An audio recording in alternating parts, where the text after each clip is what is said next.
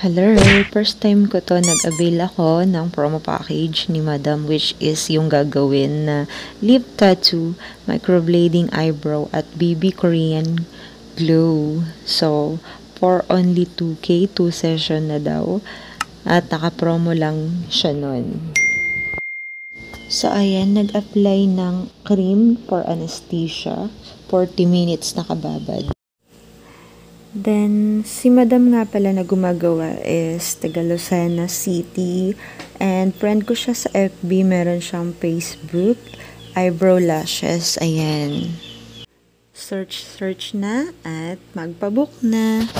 Ito yung pinakamasakit na part kapag tinatattoo yung lips. Talaga kahit may anesthesia siya. Ramdam na ramdam ko talaga yung vibration ng pencil. Yung parang pen, parang ganun.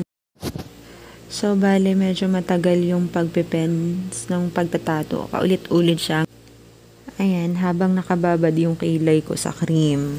Siyempre, ginagawa yan kapag tumalab na yung anesthesia. Kapag medyo manhid na pero nararamdaman ko pa rin. Kaya masakit pa rin talaga siya. Sa ayan, kapag masakit nilalagyan ulit ng cream para sa anesthesia. Same lang din sa kilay na nakababad din sa anesthesia. So, ayan, next naman yung kilay ko. Bali, pinapantay ni Madam. Kikilayan niya ako. So, ayan, for today's video, ako na po si Madam Kilay. Charis. Ayan, kaya kung nagbabalak kang magpagawa ng katulad nito, sige lang, tuloy mo, tiis ganda, girl. Ganyan talaga kapag gustong magpaganda kasi pangit tayo eh. Charis, joke lamang. Ay, nako, ang pangit ko sa video na to, char. Kasi nga, gusto kong makita yung ginagawa sa akin. At saka, baka naman sakaling gumanda ako dito, charis. Taran! Yan na yung kinalabasan. Tapos na. Char lang. Ayan, nakababad ulit siya. And then, wait for the next step ni Madam. Then, ayan na. Pinunas ni Madam yung red na nakababad sa lips ko. Pakiramdam ko talaga dyan ang kapal-kapal ng labi ko. As in, namanhid talaga siya. Tapos masakit.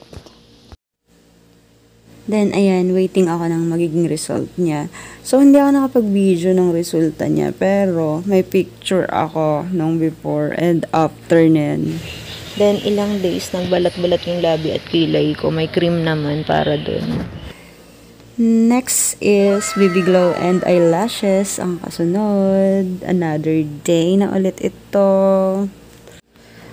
So, here again, dito sa clinic ni Madam for my Korean BB Glow and eyelash naman po ang kasunod. So, ayan. Waiting tayo kay Madam.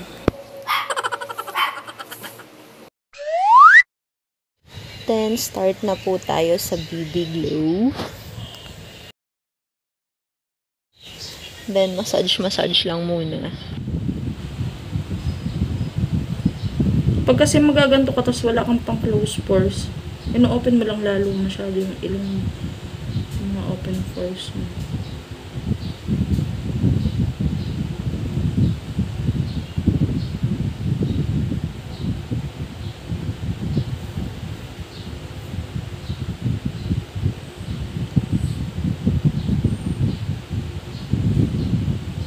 Titigas na nila.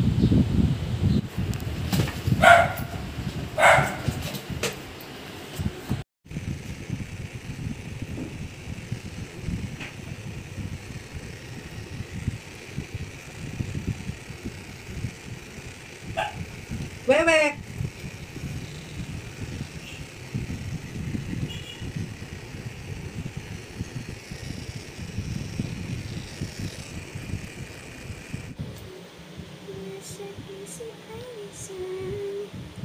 Relax mo lang lips mo. Magpapatch pa yan, kita mo? Huwag mo kukut-kutin ha. Tsaka kunwari, yung ibang client sanay na sanay kapag may ganyan, inaano nung ngipin, yung hinihila, huwag mong gagawin yan ha. Ay, magpapatch pa yan. O yan, dark na yan.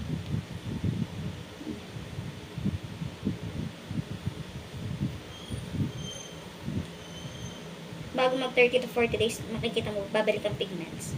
Pati ang kilay mo. Makikita mo, di ba, parang nalalaitan ka? Intayin mo mag 30 days. Isang buwan yan. Oo, 30 days talaga ang process niyan eh. Para alam natin kung saan natin dadagdagan. At hindi na dadagdagan.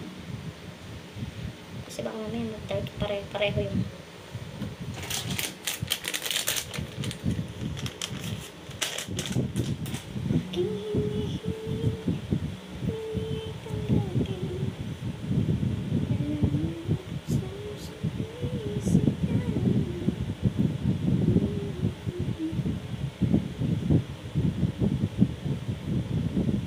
Ang dami mga ano sa mukha, ano? Pimples pa. Tsaka mga pinag-mark. Opo. Nung pong ano, marami akong tinry na... Mga anik-anik. Opo. Nag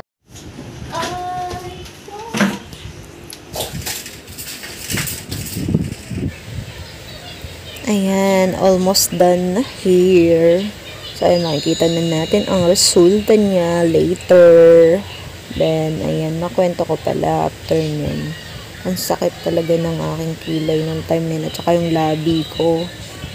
Nagtutuklat-tuklat, nagbabalat-balat sila.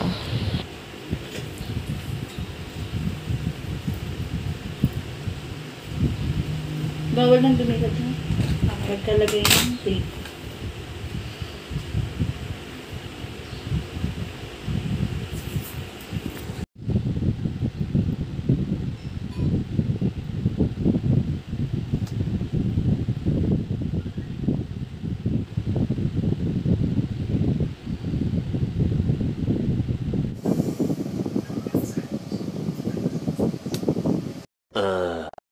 Meanwhile.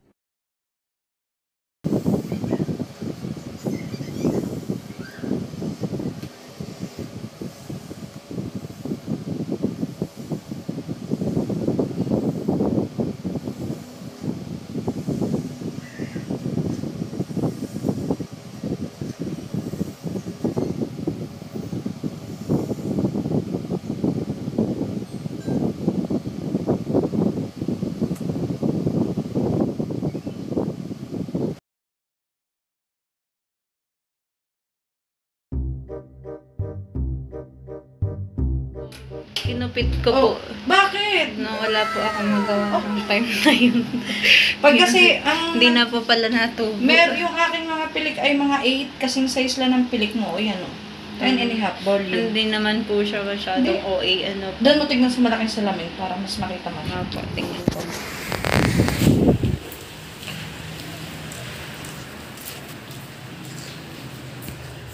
Huwag mo titigan ng mga lapitan. Yung ganun lang. Pag titigan mo lapitan, maaano ng kapel. Oo Ayan nga lang talaga po. siya. Sige po.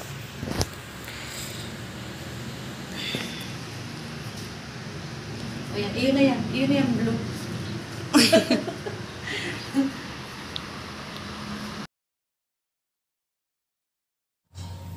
Finally, tapos na ang first session.